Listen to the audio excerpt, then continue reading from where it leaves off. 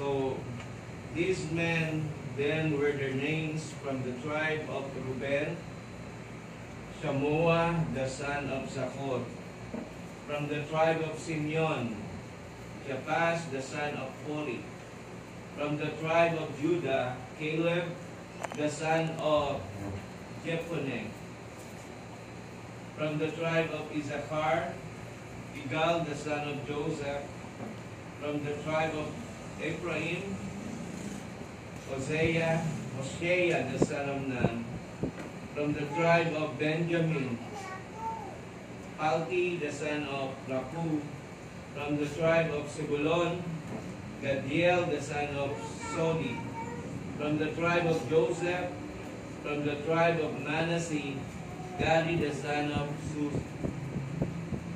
Susi; from the tribe of Dan, Amel the son of Genali; from the tribe of Asher, Setur the son of Michael; from the tribe of Naphtali,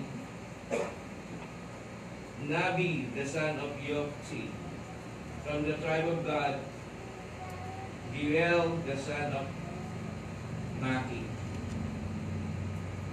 These are the names of the men whom Moses sent to spy out the land, but Moses called Hosea the son of Nun Joshua.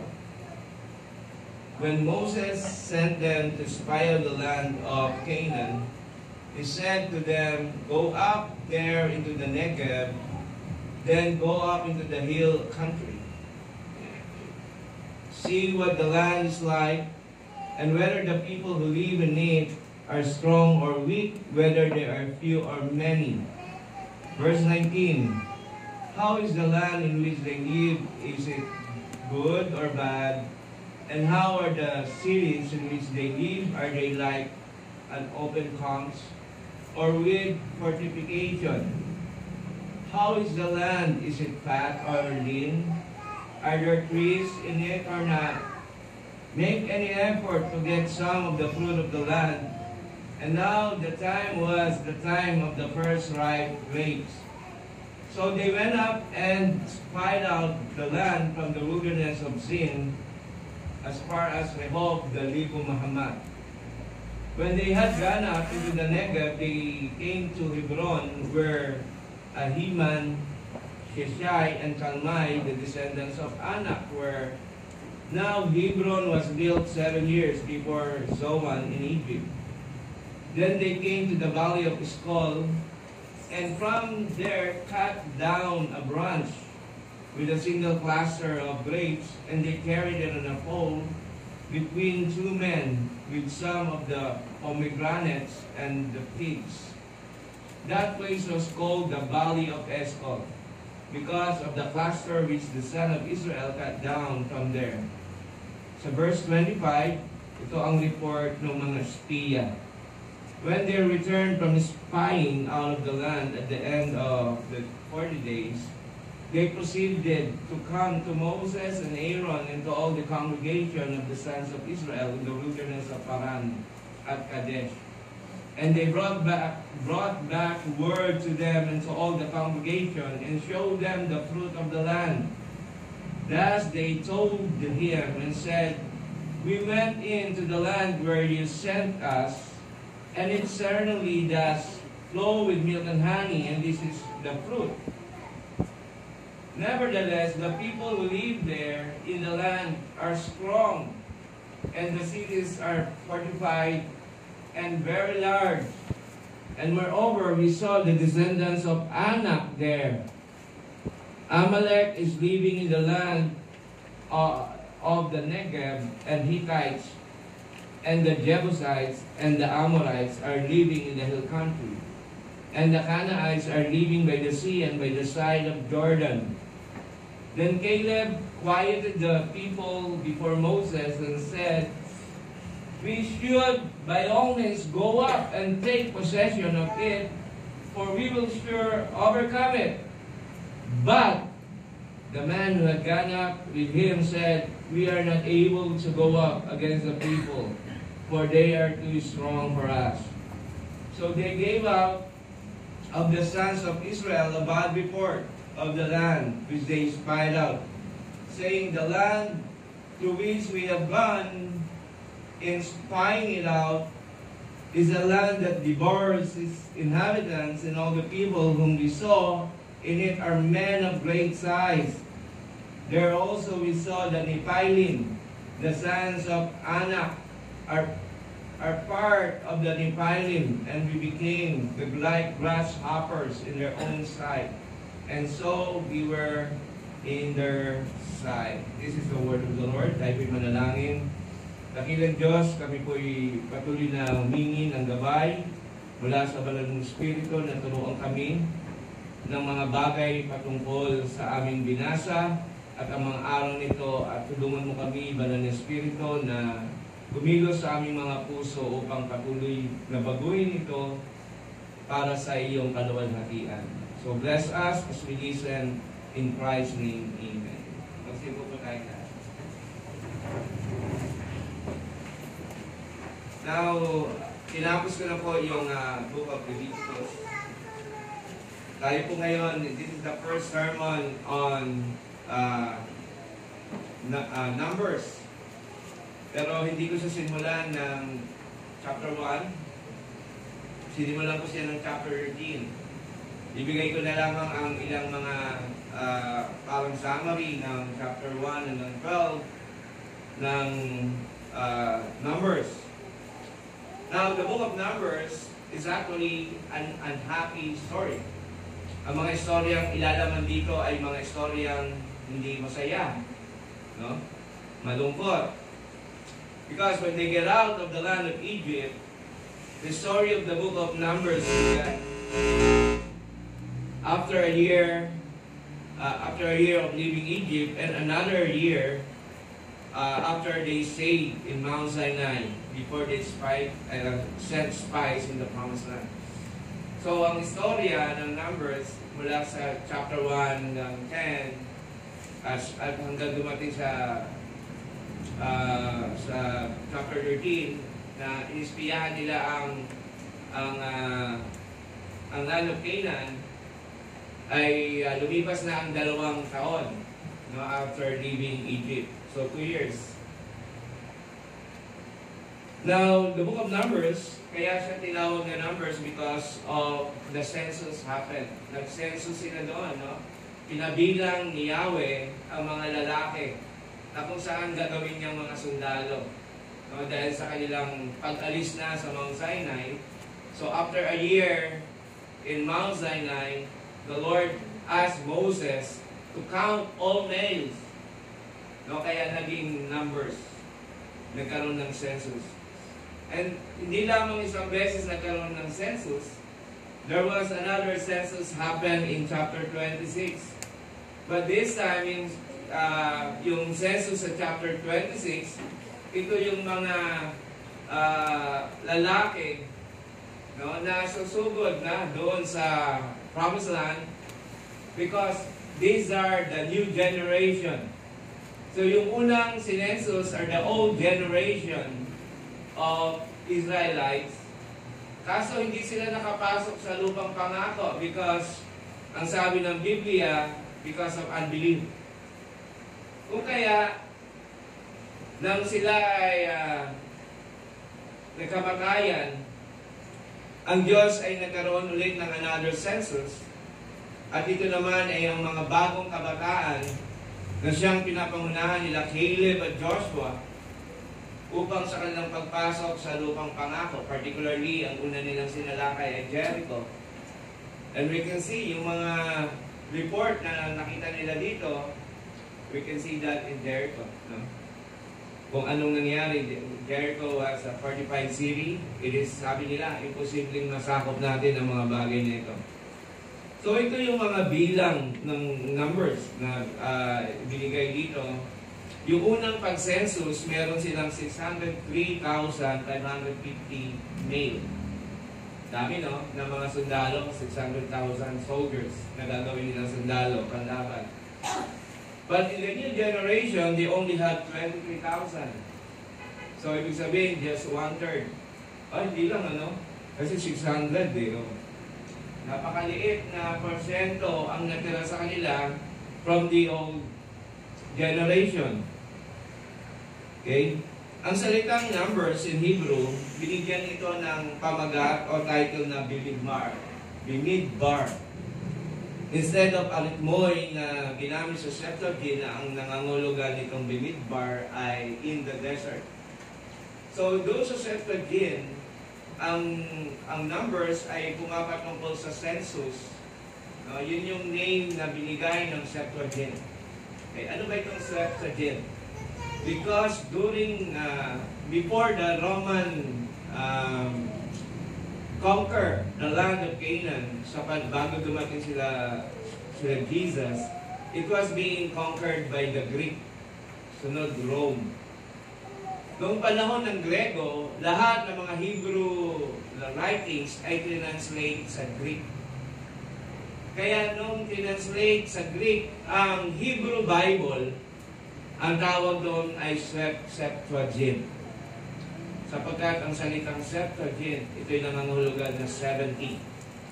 Ayon sa history, there was 70 scholars ang ginamit para isulat ang Hebrew Bible into Greek.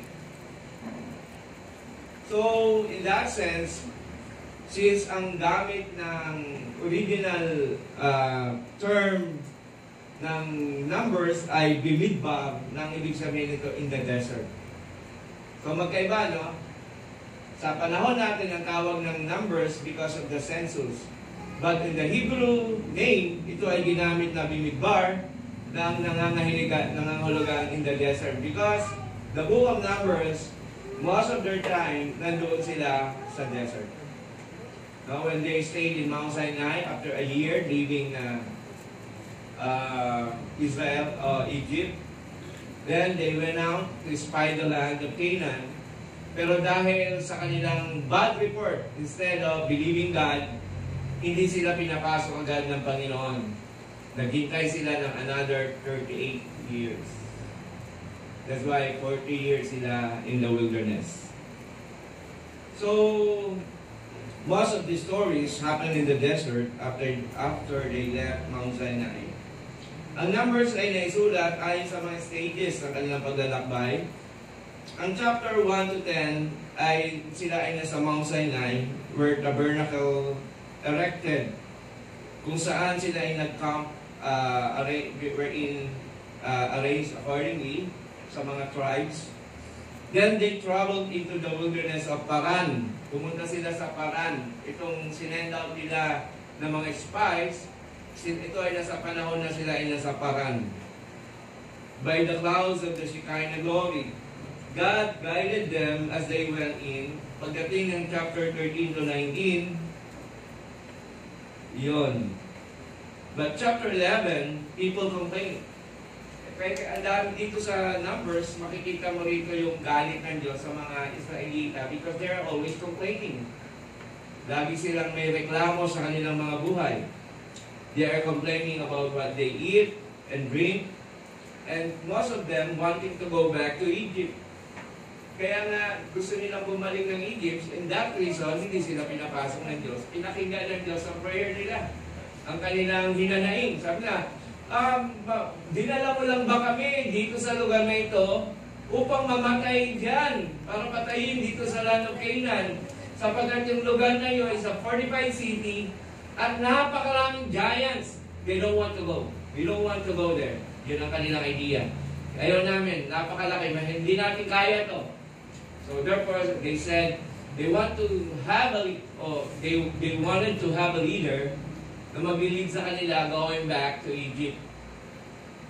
So they rebelled against God, they rebelled against Moses, particularly kasama rin sa mga nag-rebelde at that time si Miriam and Aaron. Nandito rin sa Numbers yun. Kung saan si Miriam ay nagkaroon ng ketong. Kasi sinabi niya, kay Moses lang ba nagsasalita ang Diyos? Hindi ba sa amin din? So itong mga taong ito, nung nakita nila ang kanilang kalaban, nakalimutan nila merong Diyos na siyang nangako sa kanila that they will enter the land. Madaling makalimot ang mga tao kapag ang ginagamit natin is our sense of seeing. Nako, ang hirap. Nako, imposible. Nako, hindi natin kaya. But they already forgot that God Himself promised. When they were still in Egypt, God promised that God will give them a land, the promised land. Kahit anuman ang kalaban nila doon, ang Diyos kayang patalsikin ang mga tao, ang mga bagay na kung saan makahadlang sa kanyang gawain, sa kanyang pangako. So kaya, sabi nila, we want to go back to Egypt. On that note, hindi sila pinapasok ng Diyos sa promised land. Because of, sabi ng Bible, because of unbelief. And also in that reason, Moses was not able to enter the land. Why? Dahil yung ginawa niyang pagtukulan noon, sabi ng Diyos sa kanya, magsalita lang siya doon sa bato. Instead, what he did is that pinalo niya yung bato para lumabas yung tubig. Dinisobey niya ang God. Merong kautusan ng Diyos na dapat niyang gawin, but he did not. Dahil sa galit niya sa mga Israelita, pinukpok niya yung bato. Okay? Ikinagalit ng Diyos yan. At ang sabi ng Diyos yan, you don't believe in me. So in that reason, he also never did not enter the land. Nakita niya lang ito far, but God did not allow him to enter. God only allowed those new generation with Caleb and Joshua to enter the land. So, merong doon sa ating binasa kanina, there were two spies, no? Si Joshua and Caleb. And they were being encouraged.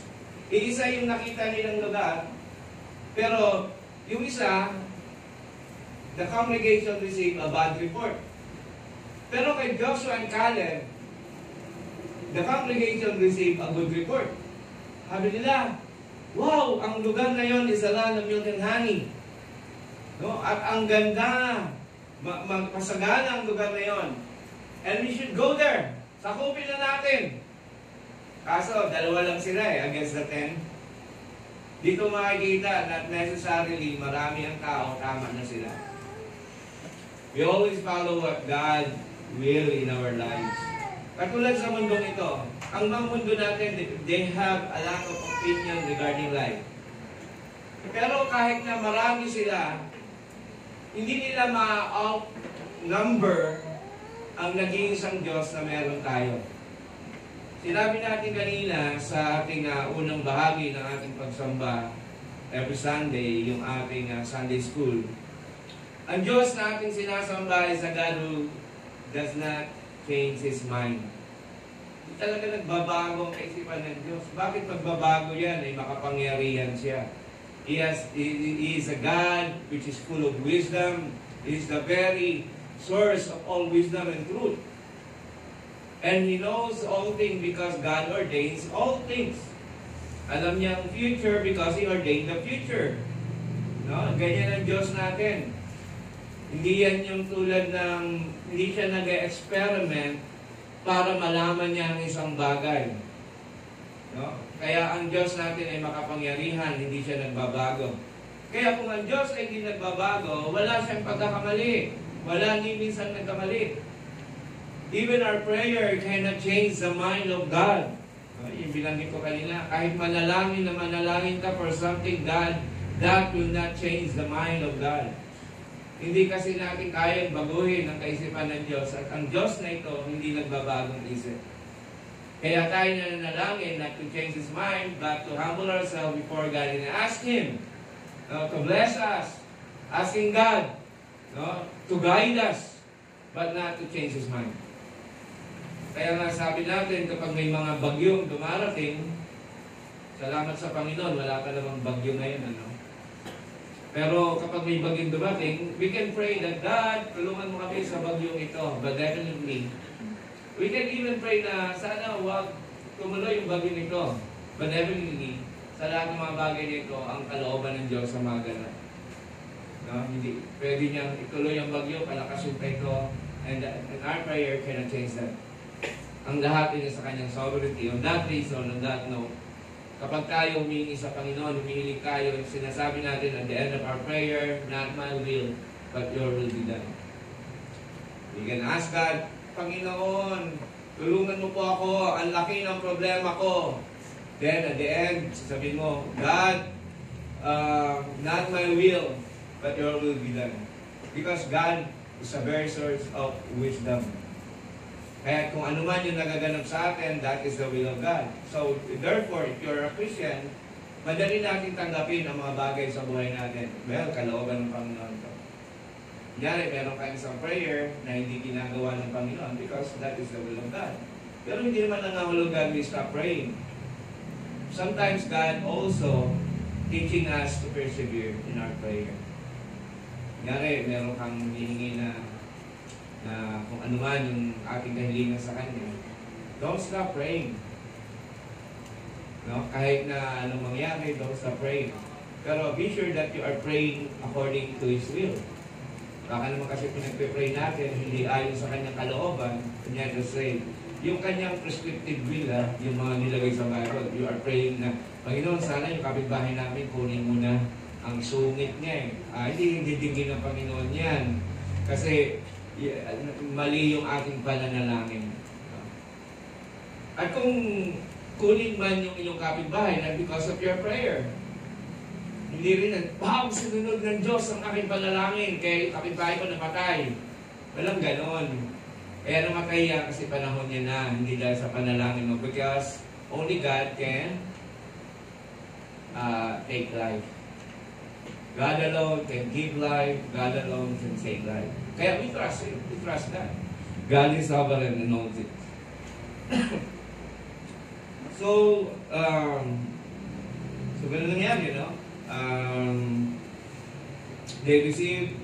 Some people received bad report from the 10. Hindi lang nahulugang marami, tama na. At napatunayan ko yan sa maraming panahon. Hindi nangangahulugan lahat sila ay matatalino at magagaling, and they are right. Hindi yun. And eventually, makita natin, as God showed that to Gideon, noong sila ay nakipaglaban sa mga marami, but God only get 300 men to go against thousands of trained soldiers. Pero nanalo sila, no? Yung 300 men. Yan, sa panahon ni Gideon. Kaya ang labanan sa buhay will always be God against your enemy. Not you against your enemy, but God against your enemy. At pag nagtiwala ka sa Diyos ng banal na kasulatan ito, patuloy na sa Kanya ka manalig, sa Kanya ka humawak, sa Kanya ka magtiwala sa iyong mga buhay. At gawin mo ang mga bagay na nais ng Diyos para sa iyo. Continue to serve the Lord.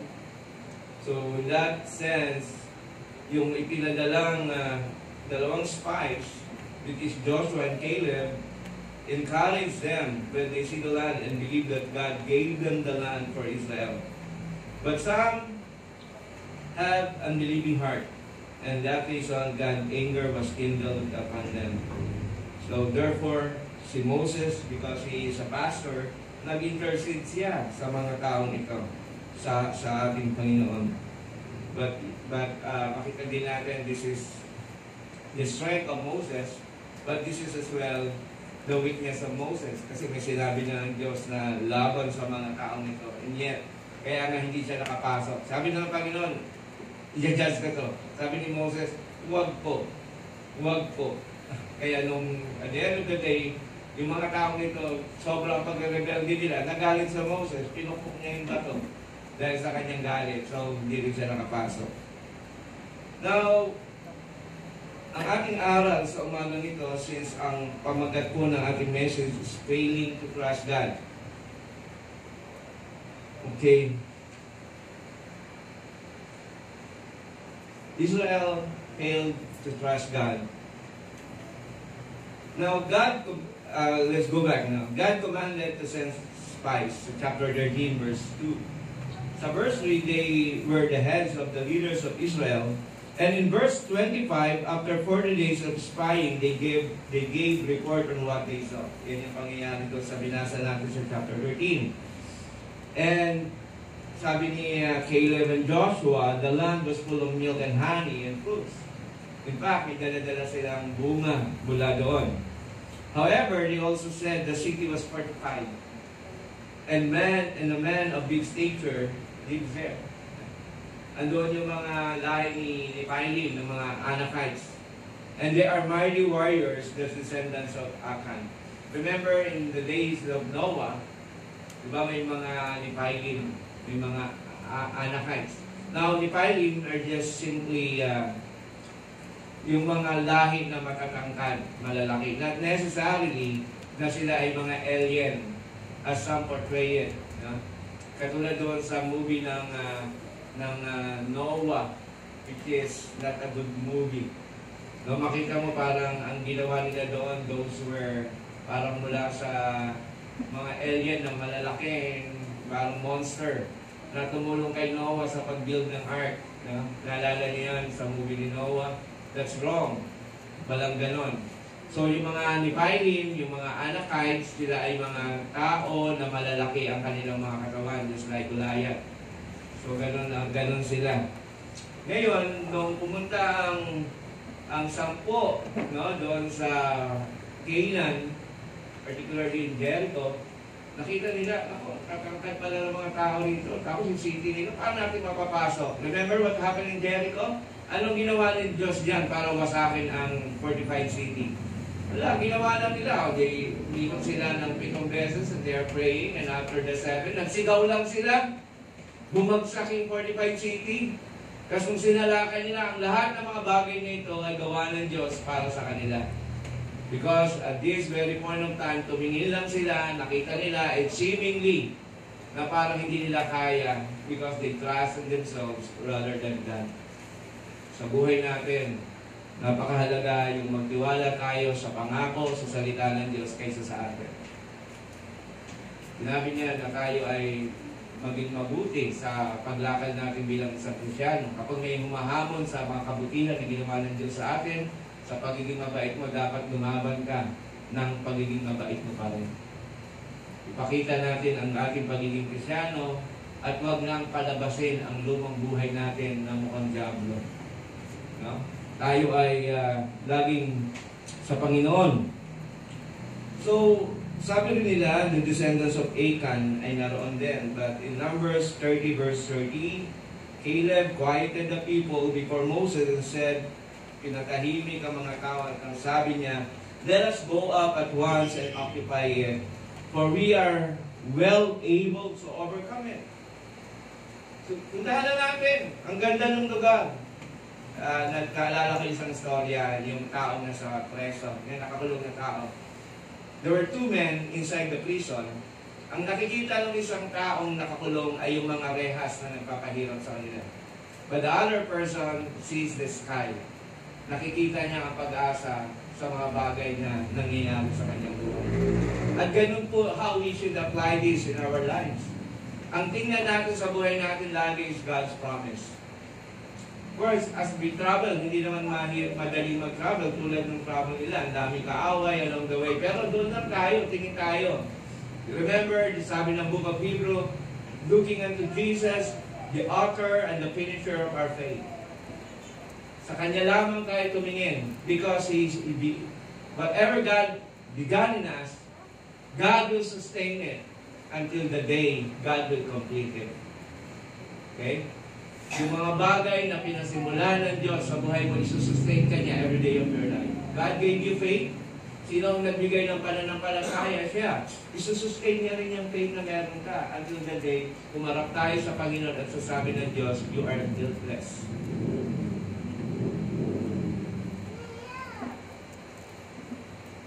So sabi ni Caleb, let us go up at once and occupy it, for we were able to overcome it. But the text spies, sabi niya, sa Numbers verse 31, then the men who had gone up with him, sabi dito, we are not able to go up against the people, for they are stronger than we are. Totoo naman, itong mga taong sasalakay nila, that these people are stronger than they are. Kaya lang, even though they are stronger than they are, but they are not stronger than God. So we fight Hindi dahil sa lakas natin, no? Yung nabanggit ko last Sunday ito, some people preparing for their horses for the battle. But the winning comes from God. Laging ganun. Sa Diyos, hindi tayo matatalo. Even though it seems like in life mukhang talo tayo, mukhang defeated tayo. But sometimes also God allows defeat in order for us to trust Him more. But the end of the day, yan ang pinakamaganda sa buhay natin. Hindi natatapos ang buhay natin. You will see that God, again, one day sa Kanyang pinaplano sa buhay natin, that we are all overcomer. When we see our face, each of us here, doon sa Kanyang pinangakong the new heaven and the new earth. Doon mo mapapasalamatan ng Diyos sa lahat ng Kanyang ginawa sa buhay mo. Kaya ang sabi ng Revelation, if you still remember that, no? Sa panahon na yon, wala nang luha, wala nang hirap. Ang lahat ng mga bagay na ito ay overcome. So sabi nung isa, mahirap, hindi natin kaya. Kapag nakita nila ang mga malalaking, look at this, no? Sa verse 33. Nung nakita namin yung mga malalaking Nephilim, yung mga lahi ni Anak, sabi nila, we are like the grasshopper. No? Ganun kaliit ang pagtingin nila sa kanilang sarili because they saw their enemy. Pero kapag nakita mo ang Diyos sa buhay mo, you will not see it like that. Tulad ka ni Caleb and Joshua, na sinasabi nila, even though they are giants, but God is more powerful than them. No? Makita natin doon sa pakikipag-ugnayan, pakikipaglaban nila during this time. Marami to. Dito sa Numbers, maraming labanan dito. Maraming malulungkot din pangyayari dito sa Book of Numbers. Because this is sinabi ko kanina, a sad story of what transpired during the time of Israel in the wilderness. They were being tested, sabi ng Hebrew. Okay, magtatapos ako sa Hebrew.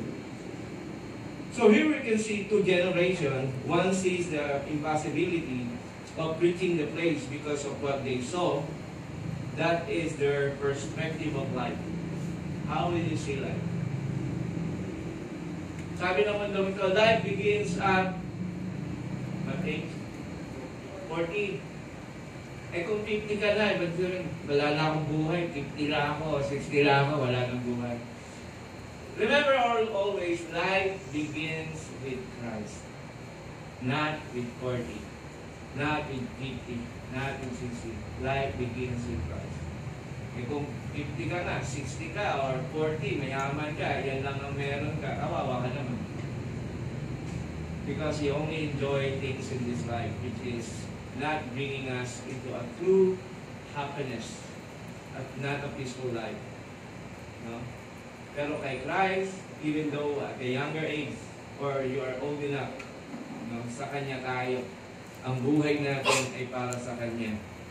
So these people, no, nung nakita nila ang kanilang kalaban, all of them, they die in the wilderness. Sabi na, let's go back. Iyan ko na dyan. Mamamatay tayo dyan. Saan ka mabubuhay? Mabubuhay ka ba doon sa hindi pinangako ng Diyos? Then you will die. But let's go. No? Ito yung pangako ng Diyos sa atin. Let's go there. Mahirap. Yes, mahirap. Wala namang mahirap. Wala namang madali sa buhay. Maraming problema dyan. Wala namang buhay na walang problema. Lahat mahirap. Lahat mahirap. Pag nasa Panginoon ka, minsan mas mahirap. No? God did not promise us any point of life na parang bed of roses. Pag masaya, maganda buhay natin, let's be thankful to God. Pero hindi laging masaya ang kampo ng buhay. Maraming kalungkutan dyan. Pero sa mga bagay niya ito, let's just trust the Lord sa lahat ng ito. Because in His sovereignty, pinapayagan niya ang mangyayari yan. Just like what happened to them. They were being tested, but they failed. They were not able to trust God. Ang ilan sa kanila nakita ang problema, but ang ilan sa kanila nakita ang Diyos. Some measures what they can do instead of what God can do. Remember that faith is believing on what God has said and not what we think is right or wrong or what we can do. But God made a promise that He will give them the land. Therefore, from this we can see the weakness or sin of the old generation and the strength of the new generation. Ang old generation, they see their situation. Nakakalungkot nga yung old generation na to kasi nakita nila yung kung paano sila, pinagpala ng Diyos, how they were able to escape from Egypt, and yet, pag dumarating na sila sa ganitong kalalagayan, gusto nilang bumalik sa dati nilang buhay. No! We should burn bridges from our old life. Do not go back there. There's no happiness. Only sad things. Huwag na tayong bumalik sa dati nating buhay. Ang buhay natin ngayon, hindi man ganun kasaya sa gusto natin, hindi man kainom sa gusto natin, but the end of the day, ang pinakamahalaga that you are in Christ. And the fulfillment of life is not about whatever we have, but Jesus Christ alone, through Him alone. So these people, they complain on food, nagugutom kami, gusto namin ng tubig, gusto namin ng karne, nasawa na kami sa tinapay. They are always complaining. There's always rebellion. When we travel our Christian life, don't be like them. Na lagi na naman nagko-complain. Instead of walking in faith, pero dami natin complain. Complain ka sa kaliwa, complain ka sa kanan. But our life becomes, parang isang bangungot sa buhay natin because we are complaining. Why we are complaining? Because we cannot see God. We cannot see His promises. And we are having this fear of enemies. Tulad sila. Alam mo, yung pangyayaring ito, sabi nila, they want to go back to Egypt. And God listened to them. Okay? Gusto nyo bumalik ng Egypt? Ito ang parusa ko sa inyo. You will not enter the land. This is also what happened to Israel today. At the time when Jesus Christ was before Jesus Christ was on that cross, ang sabi nila, crucify Jesus Christ, crucify Him, and let His blood be upon us. Hayaan mo yung dugo niya, kami ang gantihan ito. And did. The same thing. God listened to their prayer. Yung dugo ni Kristo, binabayaran nila ngayon until today. In that reason, there is no peace in Israel. Bakit sila, bahagi yan ng kanilang pinili. Lahat ng mga nations, meron something na yung anti-Semitism na laging sa lahat ng bansa sa mundong ito, galit na galit ang mga bansa sa Israel. Kasi kasalanan nila yan eh. Kasalanan nila yan. Bakit? Ang China, dapat na magalit ang buong mundo, pero hindi katulad ng galit ng mga bansa sa Israel. Ang Russia, dapat buong mundo galit yan. Yung iba pa nga, nakakuha pa ng, parang mas pinapanigan pa nila ang mga Palestinian. Okay naman yung Palestinian, but not yung Hamas. Pero bakit galit na galit ang mga mundo? Because of what they prayed before Jesus Christ. They said, let His blood be upon us. Para ngayon yung bawi ng pagpatay nila kay Kristo, binabawian sila all the rest of their life. And that is why there is no peace in Israel. Kailan lang magkakaroon ng kapayapaan? Magbabalik na ating Panginoon. At hindi not because of the land of Israel, because God established a new nation, which is the church. Church is Israel. We are Israel, the church. Okay? So, the next generation, sabi niya, let us conquer the land. Now, pagtatapos ako dito, let's open our Bible. Itong passage nito ay tumutukoy dito sa pangyayari sa Book of Numbers. Hebrew chapter 3, verse 7 to 19. Actually, nasa papel niyo yan, sa baba. If you don't have the Bible, ito, nasa baba. So, dito sa baba nito, ito yung pinaka-summary nung nangyari dito sa Israel when God set them in the wilderness. So, Hebrew 3:16, for who were those who heard and yet rebelled? Ito raw yung para sa mga taong nakarinig but still they rebelled against God. Was it not all those who left Egypt led by Moses?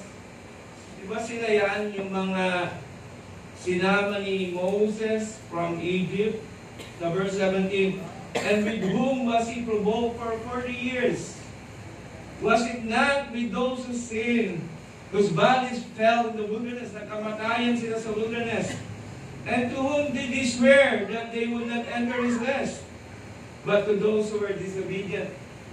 Hindi sila nakatagpo ng kapahingan. They were never entered the land because of their disobedience. As sa verse 19, so we see that they were unable to enter because of unbelief. Hindi sila pinapasok sa lupang pangako because actually in their hearts they don't believe. Now, God made a promise, then God will carry things on. The unbelief is the sin that made others not to enter. And God used this story to tell us of the covenant He made for the church, that God promised us a new heaven and a new earth being prepared for His bride. It is our promised land. We should not complain. Wala pingayaan sila. Dami natin reklamo. No? We should not complain to God as we walk in faith. Let us continue to walk with Him. Do not be like the old generations who walk by sight instead of faith. The travel may be hard and rough, but the end thereof is the fulfillment of His promises. Sabi ng Philippians 1:6, for I am sure of this, that He who began a good work in you will bring it to completion in the day of our Lord Jesus Christ. Siyang nagpasimula sa buhay mo. Hindi si pastor ang nagpasimula sa buhay mo. Hindi yung asawa mo ang nagpasimula. Hindi yung kaibigan mo nagpasimula sa buhay mo. Ang nagpasimula sa buhay mo, walang iba kundi ang ating Panginoong Jesucristo. At sinasabi niya dito, siya ang nagpasimula sa iyo will bring it to completion. Dadaling ka niya sa finish line ng buhay natin. Sa 1 Corinthians 7 hanggang 9, makikita natin dito, pinalakas pa ng mga salita ng Panginoon ang mga bagay patungkol dito. Sabi dito sa verse 7, so that you are lacking in any gift as you wait for the revealing of our Lord Jesus Christ, who will sustain you to the end. I-reveal sa pamamagitan ng ating Panginoong Jesucristo na siyang nagpasimula sa iyo, that God will sustain you to the end. Okay, sabi niya, guiltless in the day of our Lord Jesus Christ. God is faithful, by whom you are called into the fellowship of His Son, Jesus Christ our Lord. Now, dear brothers and sisters, as we travel in the wilderness of life, God will sustain us along the way in Christ. We must believe in Him. We must believe in His promises. Anumang dumaan sa buhay natin sa mundong ito, anumang mga pagsubok na dumaan sa atin, let us not focus doon sa mga pangyayari, yung mga events sa buhay natin, but we focus on Jesus Christ, which is the author and the finisher of our faith. At ang pangako niya dito, as God sustain us along the way, ibig sabihin sa sustain, parang ganito yan, kunyari sa pagkain, ikaw, naubusan ka na ng carbohydrate sa katawan, so nanghihina ka na. No, nakakapanghina ang mga init, nakakapanghina ang mga bagay-bagay, but God will give you the bread. God will give you the wine. At pag binibigay niya, habang binibigay niya sa iyo yan, lumalakas ka, lumalakas ka, lumalakas ka. At habang lumalakas ka, sabi niya rito, in His sustaining grace, God will sustain you. In His sustaining grace, sabi niya, dadaling ka niya doon sa lugar na kung saan haharap kay Kristo, guiltless. Yun ang pinakamaganda doon, guiltless. Parang inseminary, wala kang nakumita kasalanan sa buhay mo. Even though some people will say, you're a sinful man. Yes, of course, we are a sinful man. Pero pagharap mo kay Kristo because of the death of Jesus Christ, because He died for us, dahil sa ginawa niya, pagharap mo kay Kristo, wala kang kasalanan. Pero totoo, dami natin kasalanan sa buhay. Araw-araw tayo nagkasala. Pero dahil kay Kristo, pagharap mo sa Kanya, wala kang kasalanan. Why? Because you believe that Jesus Christ died for your sin. That He is faithful to you. Not our own works, we can preserve ourselves. but through Christ who sustains us by His Holy Spirit. Nawa ang mensahe natin ito mag-iwan sa atin. This story has actually happened many years ago.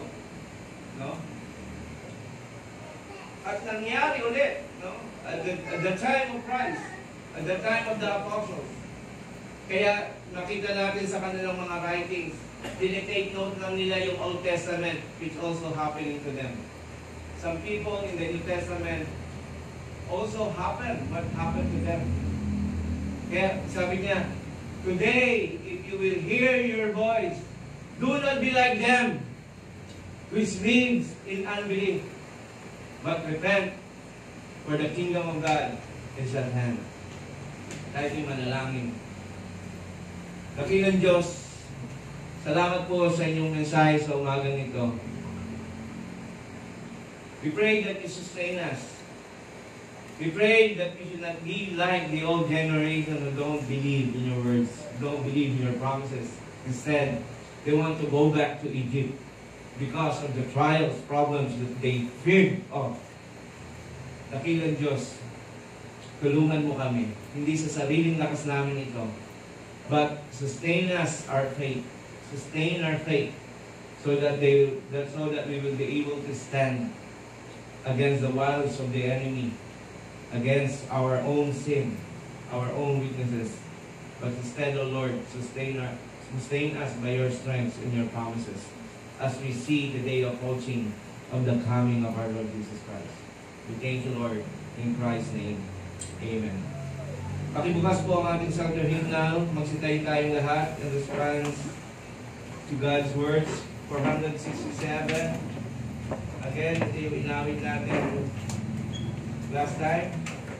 Tayo po, ang sabi dito, let us all stand up for Jesus. Tumayo tayo sa ating Panginoon because we are God's soldiers. God already pronounced our victory in Christ. So therefore, in that sense, hindi tayo mga talunang Kristyano. Hindi malungkot ang buhay natin, tama? Tayo ay pinalalakas ng Diyos sa buhay natin. So therefore, hindi tayo mananahan sa mga bagay na nararamdaman. You know, sometimes I feel so weak. Sometimes I feel like wala ng pag-asa. Pero dito, sinasabi dito may pag-asa sa ating Panginoong Jesucristo. So as we together sing stand up for Jesus.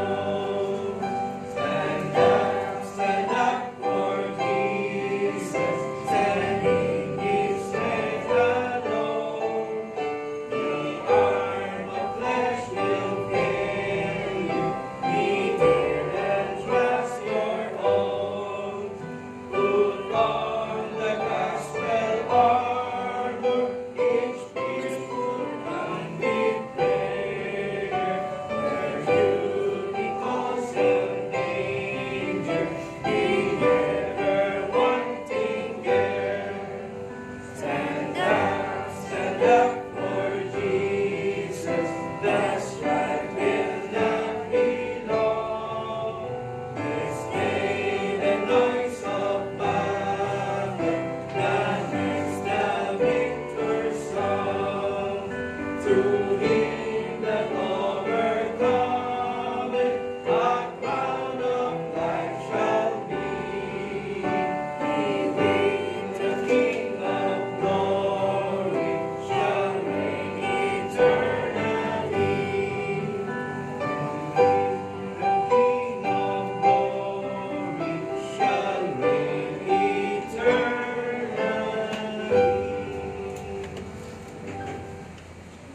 kapatid, tanggapin po natin ang pagpapala ng Diyos sa umaga nito. May the Lord bless you and keep you. May the Lord make His face to shine upon you and be gracious to you. And may the Lord lift up His countenance upon you and give you peace. Amen.